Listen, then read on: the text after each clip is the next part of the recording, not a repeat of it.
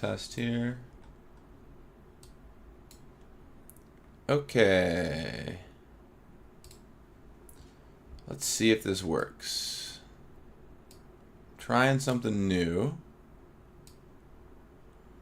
Let me know, all the people out there, if you can hear me, see me, all that good stuff.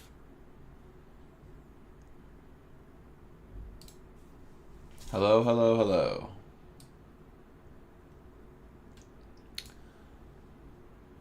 Anyone out there in the chat?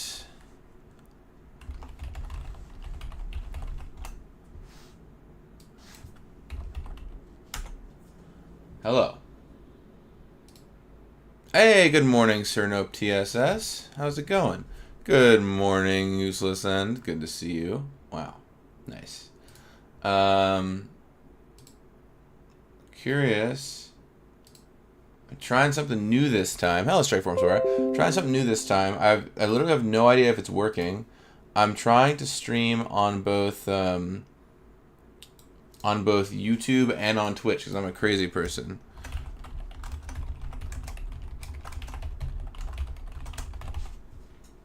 I think I figured out how to make it work.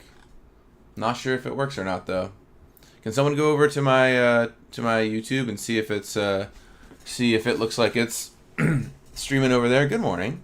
Good morning, Kermi Vexus. Good morning, Cobalt DS. Good morning, Majra Mangatsu. If you're in the YouTube chat, can you like post something, say something? I don't know. I don't really know how this works. I've never streamed on YouTube before, so this is a real fresh experience for me.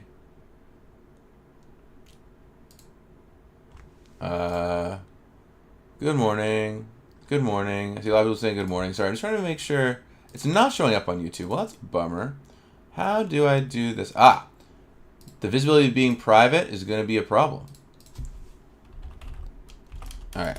We'll get into our regularly scheduled fun in just a second. I just am trying to make it all work at once here, you know? Yeah, it's on Good Morning Magic. All right, I think I fixed it, though. Bam.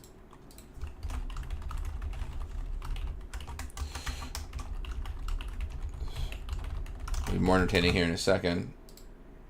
So you start queuing up those questions, though. It's going to be a good time. All right. Now my YouTube stream is public. I think this is enough action to get rolling here. So let's kick things off. And I hope that this works on YouTube, but we're gonna find out. Oh, hey, it works. Look at that. Someone just posted that it works. Thank you, Evan. All right. Good morning, everybody, and welcome back to Gavin's Office Hours. This is something relatively new that I'm doing where I just show up on Wednesday morning, hang out for a little while, answer whatever questions you have about Magic, talk about whatever you're feeling about. Maybe you're interested in Edge of Eternities, maybe you still have questions about Final Fantasy, maybe you want to know about the design of a card for Mirage. Whatever the case is, happy to chat about it. You can just, drop stuff in chat. I'll be taking a look. This is the first time I'm trying something new here. I'm trying to co-stream to YouTube at the same time I'm streaming to Twitch. I have never used YouTube streaming before, so I have no idea how this is going to work. I hope that it is working. I hope that it works successfully. We will find out. But we're taking questions from both Twitch chat and YouTube chat. Probably going for about maybe 30 or 40, probably 40 minutes or so, I would say. Because I actually got to then go to work and start making the Magic cards that I love talking about. But yes, I can read the comments here in YouTube, Daniel. They work great. So I'm just going to be dual wielding and seeing what happens here. So good morning, everybody. So let's start taking questions. Alrighty. Here we go. Oh, I got a question here to start things off with from the Maverick Girl. How was Poppergeddon? So if you weren't following me on social media, and obviously not to just shill myself, but go follow me all over the place. Instagram is where I tend to be the most active these days, so go follow me there if you want. I did a crazy trip last week where I was out in Japan and then Italy, two not very geographically close places. But I went to Poppergeddon, this big Popper tournament that's happening. That happened out in Italy. It was over 1,000 players, over 1,100 players actually. The biggest Popper tournament of all time and it was an absolute blast. I love Paupergeddon so much. They're having another one over in November, over Eternal Weekend. I'm going to try and go back. It's just such an amazing time. The format looks really good right now. I had an absolute blast playing it.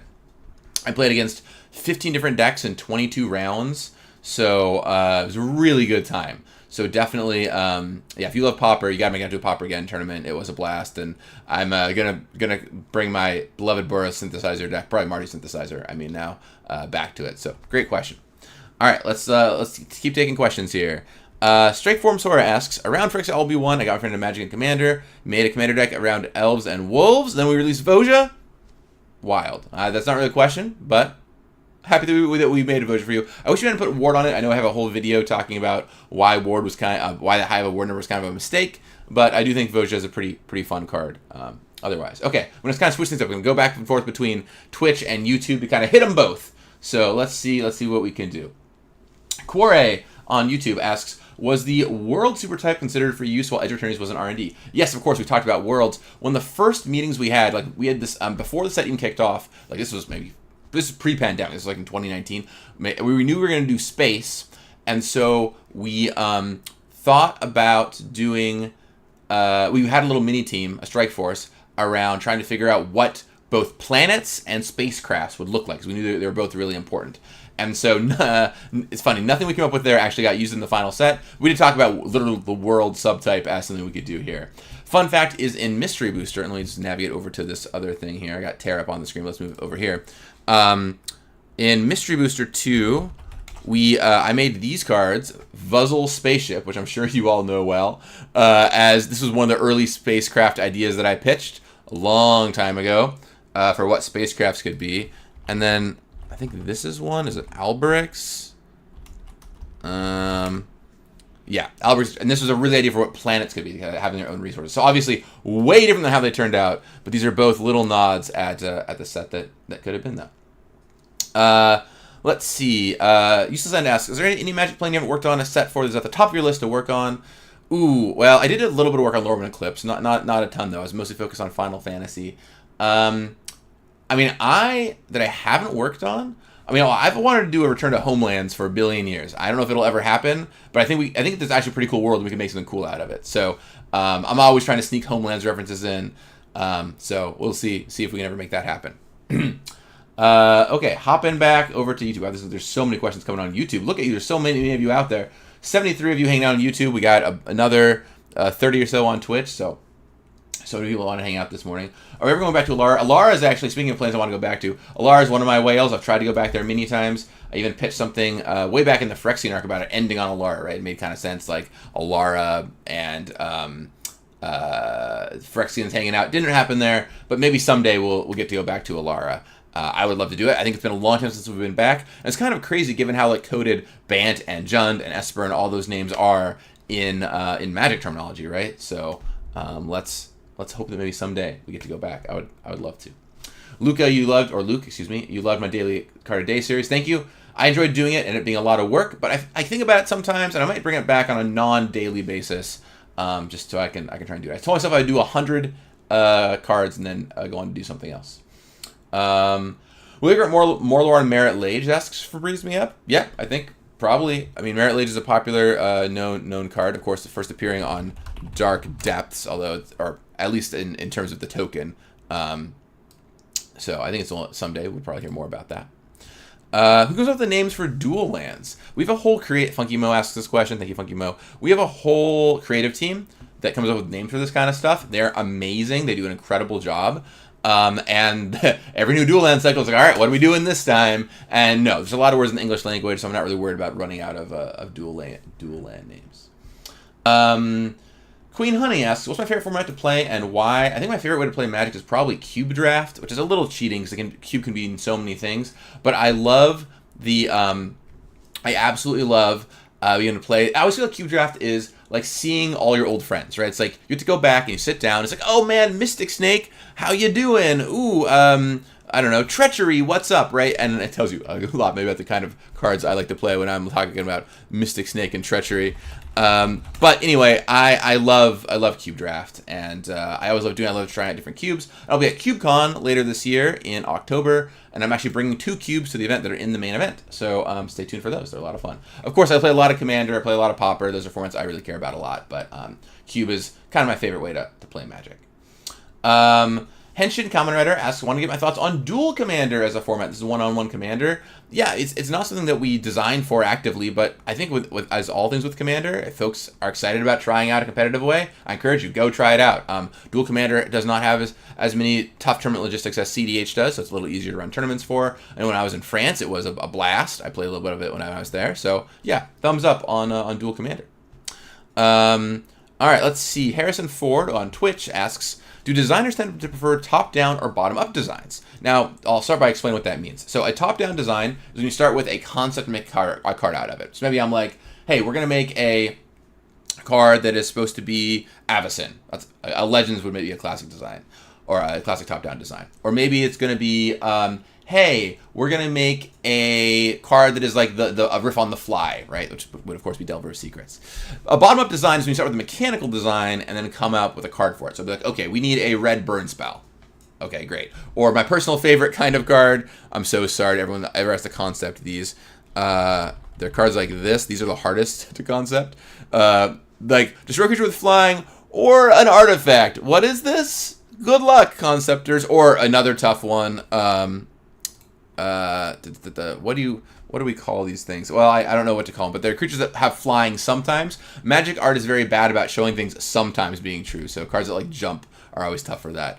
I definitely prefer top-down design. I find it way more fun to like start with a concept and build stuff out of it. I know I had a lot of fun on Final Fantasy doing that, Universes Beyond stuff. You get to do a lot of top-down there, but I think there's a place for both of them for sure. It's funny, in a normal in-world Magic set, most cards are designed bottom-up. In a Universe Beyond sets, most cards are designed top down. So it's kind of the different ways that we hit it.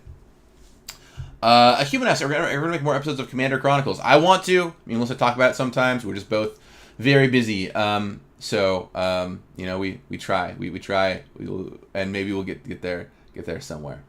Tulare Community College. Hey, Prof. Wow, you're hanging out there in the chat. Good to know that the professor's watching. He asks, of course, when are we getting Battle Bond 2? What I'll say about Battle Bond 2 is that the moment that I get called up, hey, we're ready to do Battle Bond 2, I will be there doing it. I love Battle Bond. I've wanted to make one for ages. I actually have a really cool pitch for what we can do for Battle Bond 2. I'm very excited about it.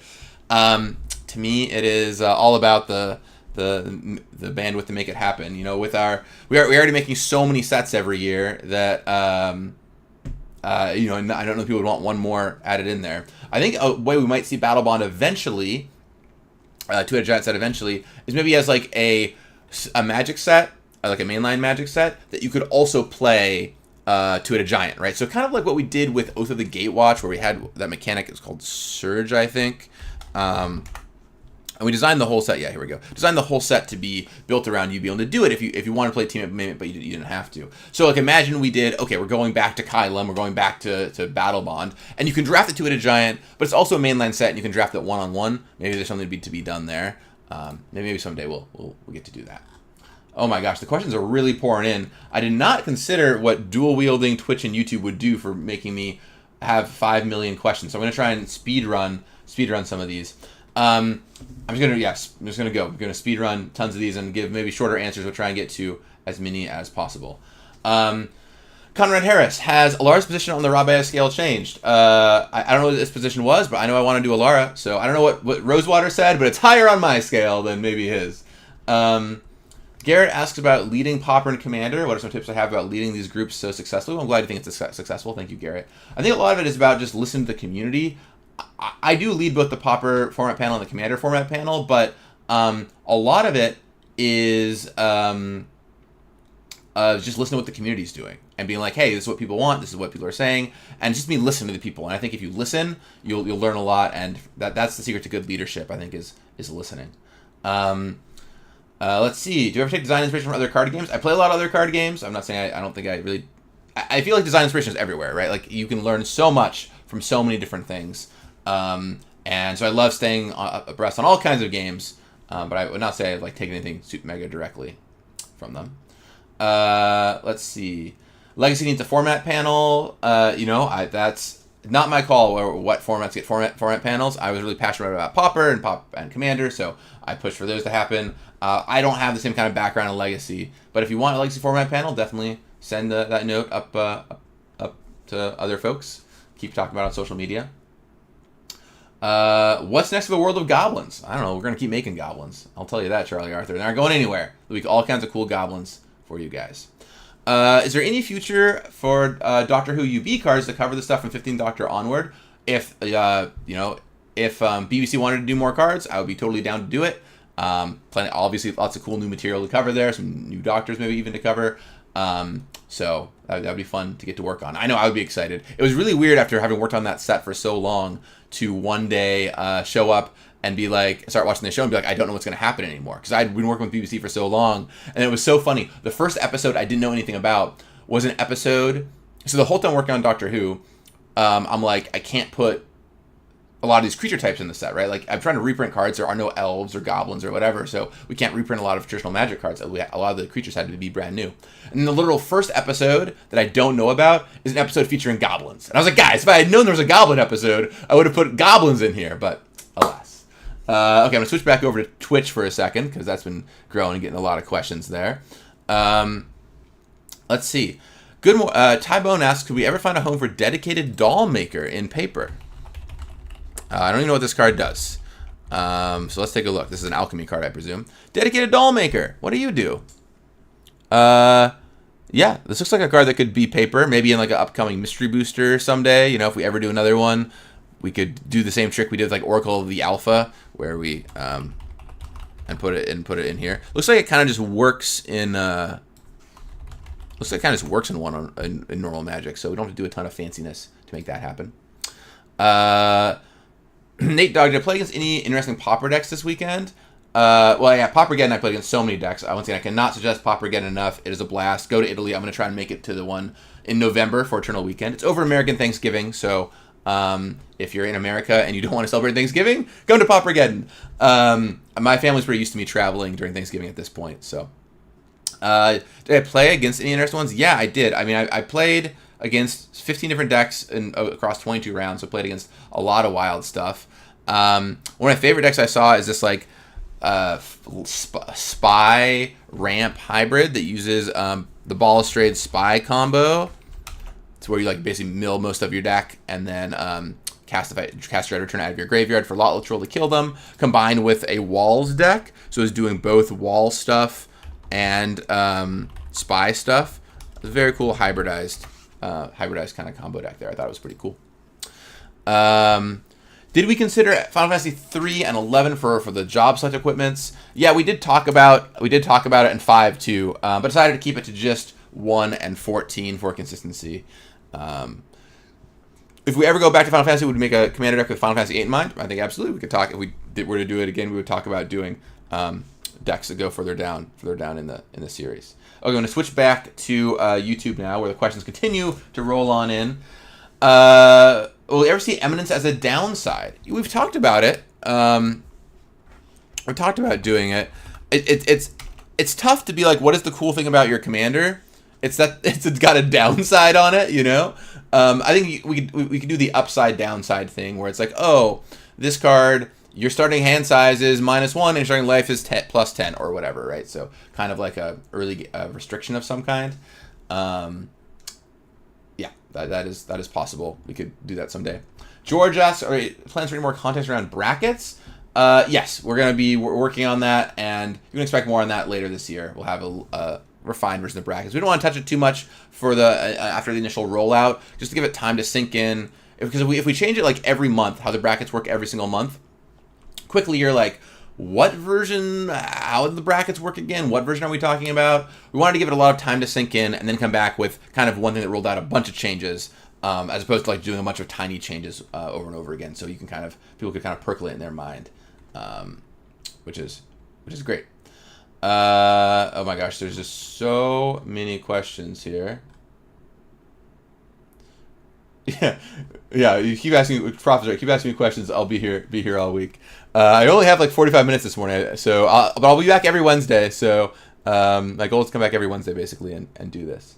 Okay. Wow. So many questions. Let's see. What do we got? Do we ever think slivers will make a comeback as a large part of a set? Yes. I think it's only a matter of time till we do slivers again. When? Where? Who knows? If you were following Edge of Eternity's previews yesterday, you would have seen this, right? So who knows? Who knows? It might be out there in space. In space, no one can hear you sliver or something like that. Let's see. Roll the bones. Any chance of you seeing fetchable duels only work in Commander? I can imagine. I mean, I love land-type lands. They're a great knob to have. In fact, one of the changes we ended up making, I think I feel good about telling you all this now because you all love them so much. One of the changes we ended up making was originally these Battle Bond lands had land types. Like Bountiful Promenade was a forest plains, and kind of what I determined is we just didn't need. Didn't need it, right? There are going to be super popular cards. We were going to love them regardless. We didn't need to make them some of the best dual lands ever made for Commander because that would push out so many other possible dual land designs. So I think we could do typed Commander-focused dual lands in the future. Maybe like a little weaker than Battle Bond lands, but I think we can absolutely do more stuff with land types. So there you go. All right, let's see. Group of friends doing our first draft this week in Final Fantasy. That's awesome, Eric. Hope you have a blast doing it. Majority new players. Any recommendations for videos to share with people? Yes, I've got a video on this very YouTube channel that's a pre-release primer. I would recommend going there. It gives you some tips on mana curve, building a deck, what the draft archetypes are. So go check that out. It's a good time. I'm gonna go look over at Twitch chat here for a second, which is the stuff is rolling in on. Are Triplicate Titan and Phyrexian Triniform connected in any way? They were. Well, it's funny you say that because they're very similar in my mind too. They were not connected in any way other than they're both designed by people on the team. A lot of them people talk to each other. Triplicate Titan was designed by Corey Bowen, who loved that card. I think Phyrexian Triniform mostly started from hey, what's just an awesome thing we could do with Encore, and that's kind of where it came from. So kind of just parallel design on those two cards. Repost Twitch asks, what was the inspiration for monks to be land-based? Well, it kind of came from different in Final Fantasy is what they're talking about. Kind of came from different places. So with Tifa, I wanted Tifa. Wow, I did not want Artifact Blast. I wanted Tifa. I wanted Tifa to be kind of combo focused, right? That's one of her whole things, is bringing up her doing lots of combos. So this felt like a combo-y thing to do. Landfall also ties in with Avalanche, which made a lot of sense because they're trying to protect the land, right? They're like eco-terrorists, I guess, for lack of a better term. So that all connected to me. With Zell, Zell's an interesting card. Did a lot of iteration on this one. But for this guy, we wanted something that felt like kind of like he was moving back and forth. He was a little flighty, maybe. And that's where the design for Zell came from. So this was ultimately a little more bottom-uppy than I normally do for Universe of Beyond Legend. But we made it feel, I think, Zell enough to make it work. He also has like an ultimate attack where he punches the ground, damaging the ground. So that kind of hits. Okay, I'm going to top back to YouTube where the comments continue to roll in. What's my favorite Magic card of all time? Asks Hackthaw Jim Thuggin, if that is really your name. My favorite Magic card of all time to play is this card. I have to always quantify this with before I was a designer because I feel like choosing my own cards would be wrong. I'm going to switch to the version that I love. Future Sight is so fun to play. I love this card. I still take it in cube even though it's not as strong as it was anymore. I qualified for the Pro Tour playing this card in a Grand Prix where no one else was playing this card. It was my Fairies Mirror Match tech. I would try and resolve a Future Sight. And I've just always loved this card. You can do combo with it, control with it, all kinds of fun stuff. I'm a big fan. Big fan. Isheen asks, Pauper Horizons win. Would you really want Pauper Horizons? I think part of the beauty of Pauper is cards kind of just naturally fall into the format. And people always ask, can you downshift these cards to be common? Can you downshift Wrath of Gods or whatever? And I'm like, it's kind of nice that it is commons, right? And yeah, we could engineer it in a bunch of different ways, but I kind of like it a little more not engineered. When we do Commander Legend style sets, you'll get some cards downshifted, or Horizons will come out and it'll impact the format in a big way. But I really enjoy the kind of natural flow that the Pauper has. Not saying we can never do it, but you know, we'd have to have a good reason to make it happen. Okay, do I have a favorite precon? Asks Concrete L10N. Favorite precon ever? That's a great question. I mean, I really like my party precon from Baldur's Gate. I made that one, so I'm very biased. That's one of my favorites of all time for sure. I'm trying to think of ones from before I started working on Commander, because it is very biasing. I guess I feel like we did something really right with the first series of Commander precons, and particularly with this card, Zedru. I think it's really showed the variety you could have in Commander, right? Because you never made a card like this previously where you want to give your stuff away to opponents, and this really showed the potential that Commander had. So I think that Zedru was a really nice precon for introducing the Commander format to a lot of people. Diaton, we have a I have a whole video. You asked what's a career path to working out Wizard Magic look like? What's my path on being a card designer? I have a whole video on this very channel that's called How I Got a Job at Wizards. So I should probably update it. It's very old. I still have a beard in that video, so that's how you know it's old. But if you go check that out, it'll give you a bunch of information. Gorge001, what's the deal with the single red mana on Sorceress's schemes? That's a good question. I'll tell you the story. Let's see if I can pull up the card here.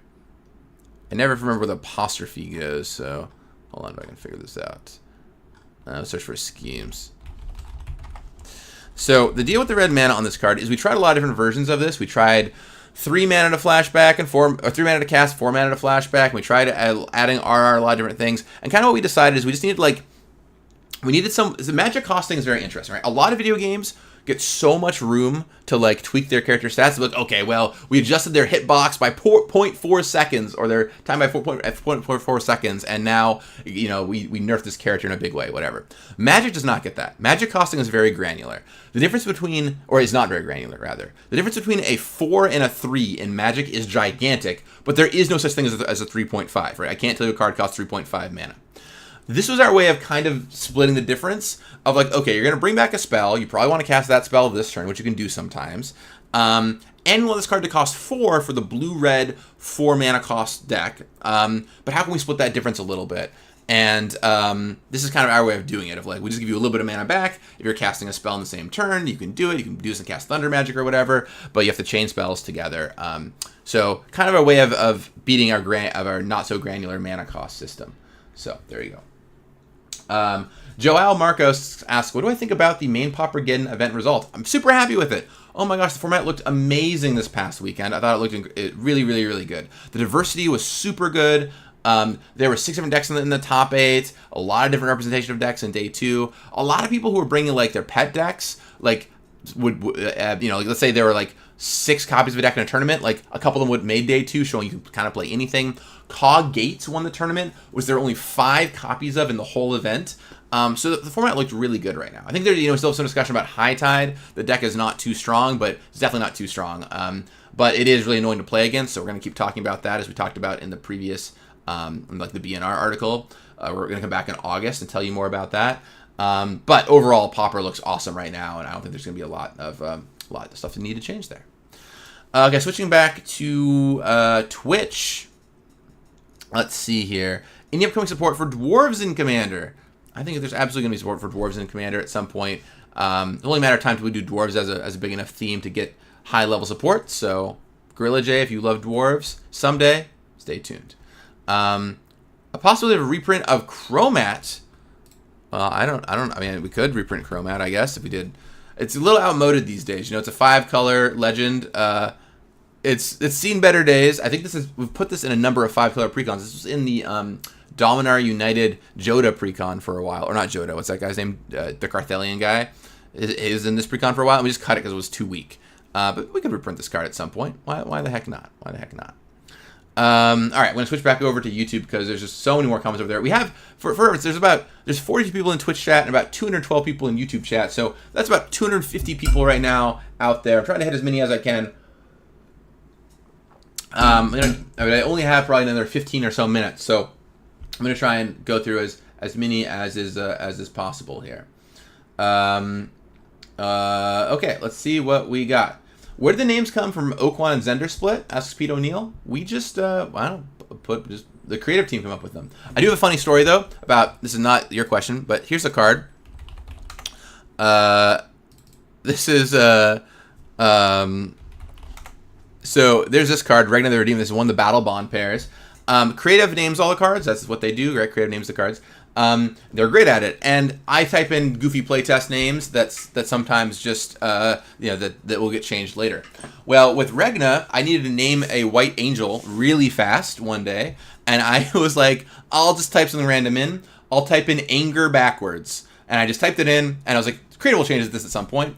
And then I guess Creative saw the name, and either were like, that name's cool, or like, we'll just keep this, or maybe they thought they'd already done it, or who knows what. But Regna is just me typing anger backwards one day, and it getting made on a Magic card. So that's a kind of funny story for you about how Renga came to be.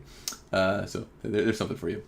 Let's see. Do I think the sets are coming too fast? Asks Fitz, both in Twitch chat and YouTube chat. Clearly wants this question happening.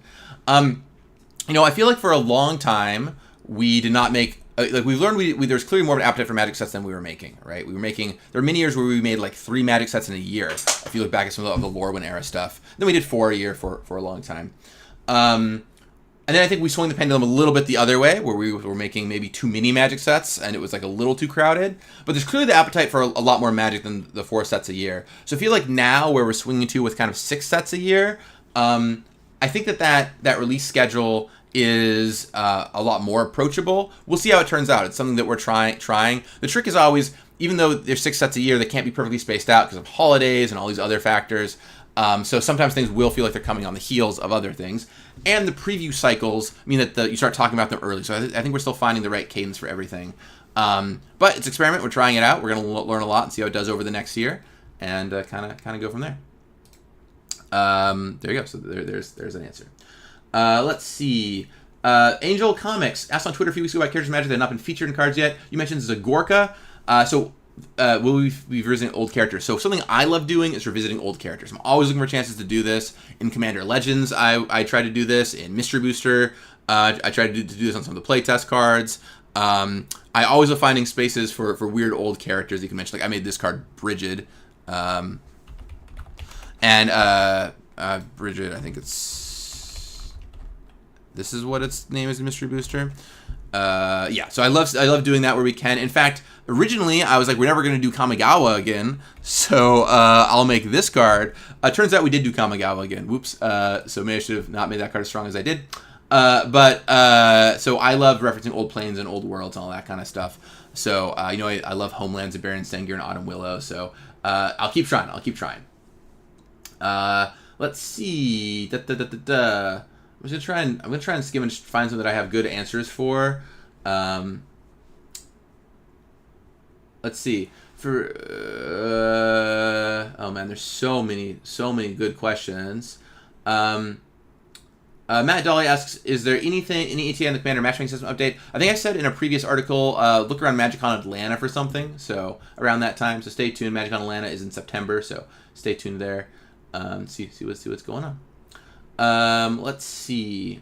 How more likely are more conspiracy or Battle Bond style draft sets? Asks Snack Play Love. I think I would love to do more of these. As I mentioned earlier in the stream, I would love to do Battle Bond 2. I want to do that for a long time. I think, we're already getting a lot of notes, as you're seeing here from the chat, about how many sets we're making a year. And I think it makes a lot more sense, rather than add another set to the schedule to do this, is to find a way to embed it in a set. I mentioned this earlier with like how the Gatewatch worked. But I think we do something along those lines. So maybe we'll get there someday. I know the moment that they want me to. I've worked on both conspiracies and I led this Battle Bond. So the moment they want me to work on one and that gets greenlit, I am thrilled to do it. So there we go. Will battles come back? Asks Conrad Harris. I think it's only a matter of time until you see battles again. We debuted them in March of the Machine. We didn't really know how they were going to go over, so we didn't put them in anything in the pipeline. They weren't in Lord of the Rings or what have you. But which I know a lot of people expected them in. But I think we'll see them again. They do take a certain amount of infrastructure. You don't want to have one battle in your set, But I think we will see them again at a point where they make sense. Guess who drew his Search for Edge of Eternities? That's awesome. What I'll say is we've been talking about Magic in space for a very long time. Literally, I've been at Wizards for 14 years. In my first week of being at Wizards, we were talking about the space set someday we might do. And we knew we had to do it right, and it's always been so controversial because, like, you know, space meets magic. It's a really unique combination of things. We wanted to make sure that it didn't feel like too sci-fi, still felt magic-y in there. And so when making this set, a lot of care and love and energy went into make sure that the story and the cards and everything felt like it was still a part of magic and magic's fantasy, despite being in space. So big hats off to the creative team and design teams for working on it and doing a really careful job that way. Will we see more team cards like Combo Attack that reference team in particular? I think if we do a set that cares about teams, absolutely. So if you see another Battle Bond style set, or who knows what, something else that cares about teams, that would be that would be something we'd love to do. Let's see. Is there any plans for Universes Within for Doctor Who Secret Lair? I don't know what the collectability team is up to there, but I think we said at one point that we would Universes Within cards that showed up in Secret Lairs. So that may or may not be happening. I don't want to speak for the collectability team on that. Basically, my normal rule for this stream is the closer it is to Magic design, the better I can answer it. The more rings you get outside of that, the less I know. And when it comes to reprinting cards from a Secret Lair, that's the thing I know a little less about. My dream universe is beyond. I mean, getting to work on Final Fantasy and Doctor Who are two of my dreams. So I feel like pretty happy working on this. Let's see. Can we get more 4-color commanders? That's Hobby Sit-ins. I think, yes, we'll see more 4-color commanders. And especially I want to make more 4-color commanders that are not just non-black. Because those are the easiest ones to make. We're not the bad guys. The trick about 4-color commanders is often they're just like kind of 5-color commanders in disguise. They're really defined more by what they aren't rather than what they are, right? So when we made Brea, we were like, okay, well, what is not green? Well, Artifice is not green, so we'll make this card, which is not green. So in each of the 4-color commanders we've done, often focuses on what they aren't more than what they are, which makes for like kind of a weird design challenge. Yeah, there we go. Darcy Trafalgar asks, you applied to be a designer for Magic earlier this week. Yeah, there's an open job on our website right now, I think maybe. So if you want to go apply to be a designer, go ahead. Do you have any tips? I would say that my tips are, if you get an interview, the most important thing is it's more about how you answer than what your answer is. Because in Magic design, there can be all kinds of different answers, but we want to see how you get there and what thought process you go through to get to that answer. Because in any given Magic set, like take Final Fantasy, for example. If you'd taken 5 different lead designers, and all 5 of them had led design the set over the same amount of time, you would have 5 very different looking Magic sets. And they all would have probably been great in different ways, and all would have probably had weaknesses in different ways, because we all bring something different to the table, each and every one of us. And so a lot of times it's not what you do, but how you do it, and your process of getting there and how you talk about doing it. So I really focus on explaining what you do and the how of it, rather than trying to be correct. So there you go. That's my one tip for interviewees at Wizards. Let's see. Can we have a 0-cost counterspell at sorcery speed? That card doesn't make any sense. I know sometimes people are like, can you use something because it would be funny? And I'm like, mystery booster playtest cards, we'll put that there. But nonsensical Magic cards, we generally try and avoid that kind of stuff. I mean, the things that just straight don't work or will be confusing to players like that. We try and don't do too much of. Let's see. Case the Joint asks, a few cards have been bonus sheets multiple times, like Kenrith. Why is that? Do we change how they're positioned? Sometimes it's just, hey, this is going to be on a bonus sheet. It's going to have awesome creative. Like in the case of Kenrith, we're going to get Noctis on here. I know in the case of Noctis in particular, it was like, okay, let's make it a 5-color Noctis, so you can build a 15 deck that has all the boys in it. So we wanted to make sure that we did that. And let's give you a cool commander that is beloved for liked characters. We don't want to make your favorite character someone that you couldn't really play as a commander on the bonus sheet. So a lot of times it's like, what are popular commanders? What could command a deck that could feature their buddies? And we try and do that for some of these Universes Beyond bonus sheets. But anyway, there you go. Do any of our designers work remotely? For game design, we all work in person, and it's just really important to play test Magic in person. I can tell you, it's just better that way. Having had to do some of it remotely during the pandemic when it was really not great, it's just so much better to play test in person. Other things we can do remote, like some of the creative team works remotely. events team. Some other folks work remotely, but for Magic, the best Magic has to be made the same way that people play Magic, which is in person. Which I know is maybe disappointing to some of you who wouldn't want to move, but it is really important. Let's see. Greg Sonia, have I played the Final Fantasy trading card game? Yes, I have. And tell me the story about this crossover promo. Yeah, this is wild. We did this promo where half of it's linked art, and half of it is a Final Fantasy TCG card, half of it is a Magic TCG card. That was an idea that we worked on with Square Enix. Hats off to their team. They're really up for doing stuff like that, and they're a big Magic player, so they love the idea of combining things in a really, really fun way. Do you have any stories about the 5 Kodama cards? Yeah, so in original Kamagawa block, we made Kodama. I'll just pull up the North Tree because it's one of my favorites. We made some Kodamas. This one is one I played and constructed back in the day. Go Kamagawa block constructed Kodama the North Tree. We made these, and then of course for years people were like, I think so. There was 3, right? There was North Tree, South Tree, and then Center Tree. I think. Yeah, here's the South Tree in original Kamagawa, and then in Betrayers. I can't believe I know this. There was Center Tree. Well, we came back years and years later. People were like, "Hey, there's there's more directions, right?" And so when we came back to Kamagawa Neon Dynasty, we knew that we had to do Kodama of the West Tree and get the last cardinal direction in there. So that's kind of the story there of how some of those came to be a little bit. Let's see here. Any ideas for PvE for Magic? I love PvE. We did, of course, the Theros Challenge decks, if you remember that. I think, will this pull it up, maybe? I loved working on these for Theros. Nah, that's not what I wanted. I was looking for the Theros cards. I can't remember their names. Anyway, what were those pieces of the Theros cards? Anyway, who knows? But the important part is, we tried this in Theros. It was cool. I've tried a lot of ideas for PvE Magic. I'd love to get back to it. I think it's great to play with somebody, especially if you're teaching them as opposed to against them. So hopefully someday we get to make that happen. Most fun set I got to work on. I mean, the most fun, pure fun, has to be Mystery Booster. I just let me do all kinds of crazy stuff, and I got to I got to put my own personal story of me falling down a volcano on a Magic card and illustrate it. So I don't know what gets more fun and wild from that, you know? From a game design perspective, Gody asks, how do I view the original dual lands in terms of the power level? They're stronger. They're the strongest dual lands we've ever made. They're stronger than we should make dual lands. So I don't think we will go back to making dual lands that are that strong. Yeah, but I appreciate the kind of nostalgia that they hit.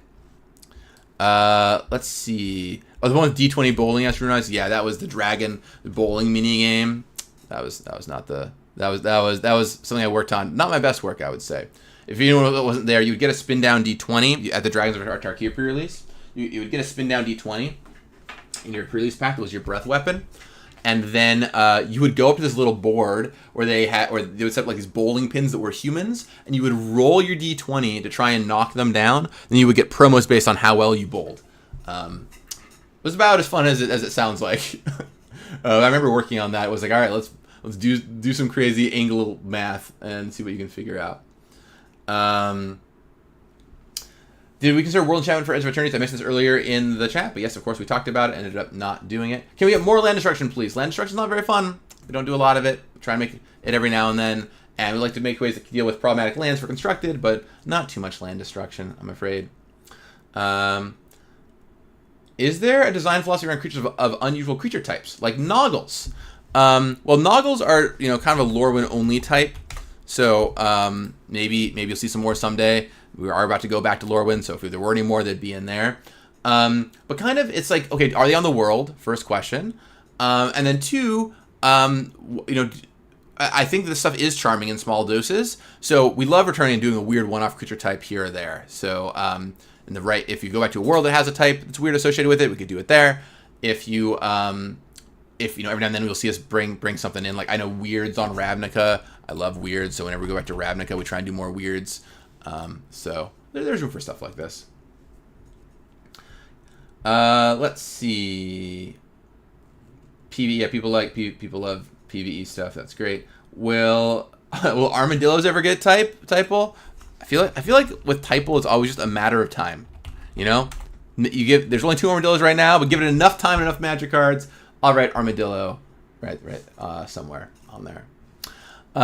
Okay, well, I just want to say thanks to all of you for hanging out. There's, about nearly 300 people out there just watching and being a part of this stream. So just as a little reminder, I try and come here to do this every Wednesday. This is the first time doing this on YouTube, which has been wildly successful. So thanks for all of you for joining. I finally figured out how to do it in both places at once, so that's really awesome. And so please subscribe. Come back every Wednesday and do this. It really means a lot to me, of course, if you sub.